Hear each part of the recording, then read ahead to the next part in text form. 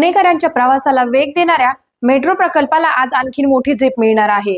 मुख्यमंत्री देवेंद्र फडणवीस यांनी पुण्यात तब्बल 200 किलोमीटरचे विस्तृत मेट्रो जाळे उभारण्याची घोषणा केली आहे। सध्या दररोज सुमारे 2.5 लाख प्रवासी मेट्रोने प्रवास करतात। पुणे मेट्रोला नागरिकांनी उत्स्फूर्त प्रतिसाद दिला आहे। मेट्रो भवनच्या उद्घाटनावेळी बोलताना फडणवीस यांनी म्हटले की सध्या 23 किलोमीटरचा मार्ग कार्यान्वित असून लवकरच नवीन मार्ग सुरू होईल आणि हे जाळे 56 किलोमीटर पर्यंत पसरणार आहे। यामध्ये स्वारगेट ते कात्रज, रामवाडी ते वाघोली, खडकवासला ते खडकी प्रत्येक मार्ग शहराला नवा आयाम देणार आहे।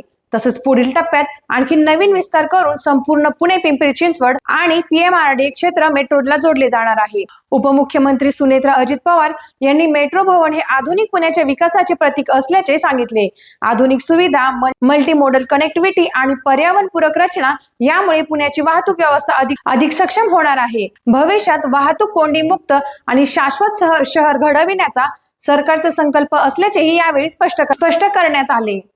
पुढील अपडेटसाठी पाहत रहा टाइम्स ऑफ महाराष्ट्र।